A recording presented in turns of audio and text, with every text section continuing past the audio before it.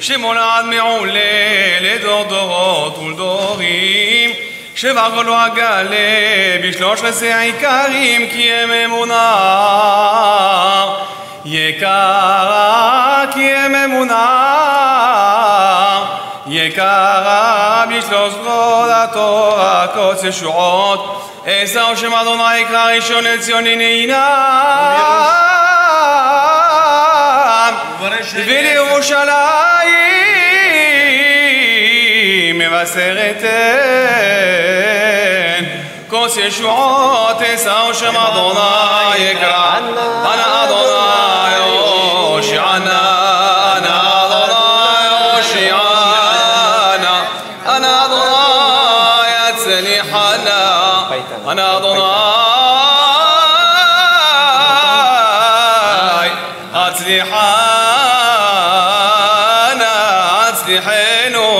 הצליח דרכנו, הצליח לימודנו, הצליח מזלנו, הצליח עסקנו, הצליח מדידתנו, הצליח שלום ביתנו, הצליח חיינו.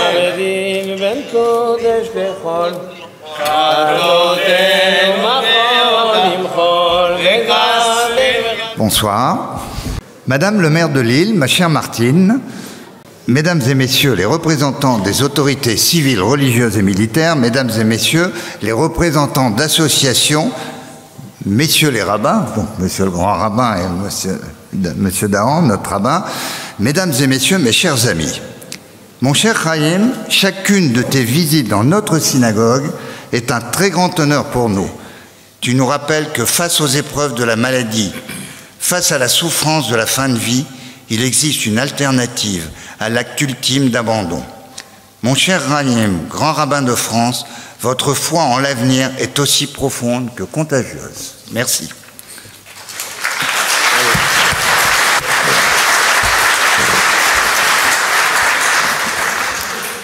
Bien, mes chers amis, c'est assez extraordinaire. Guy, avant même d'entendre la conférence, a tout résumé, a tout dit, de manière vraiment lumineuse, vraiment, avec une justesse sur ce qu'est l'espérance.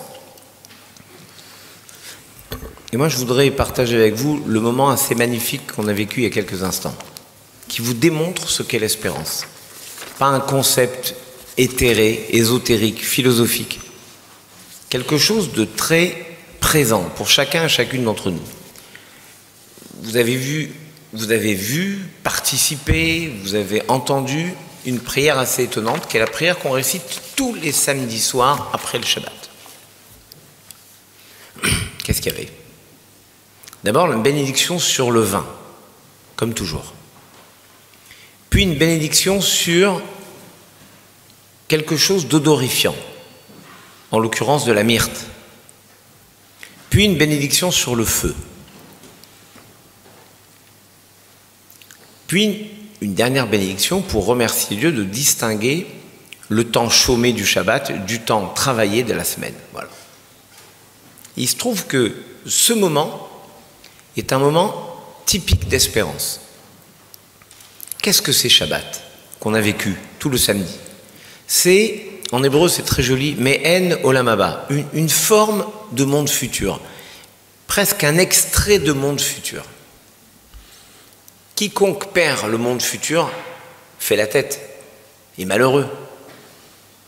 Or on a toujours perdu notre monde futur. Je vois les gens regretter leurs 20 ans.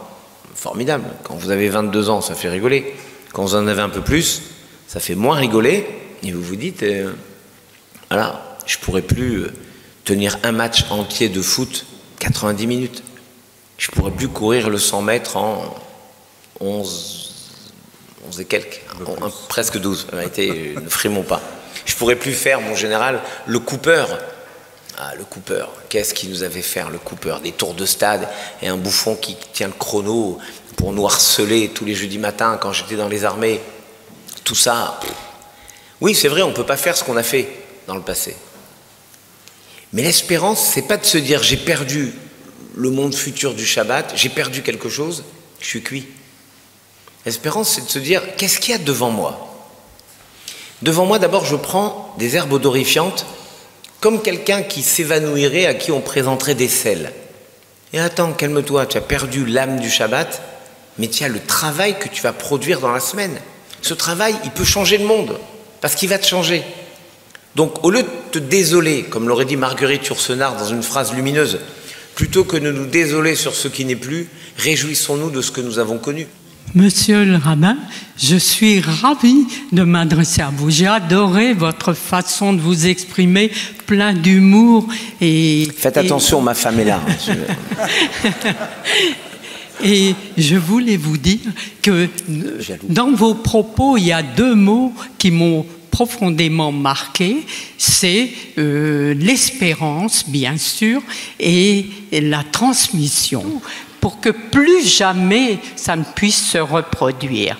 Et je vous assure qu'ils sont très à l'écoute, ils sont formidables. Les enseignants me disent souvent, on a du mal à tenir ces petits 3/4 d'heure, c'est déjà beaucoup. Et là, pendant 2 heures, ils écoutent.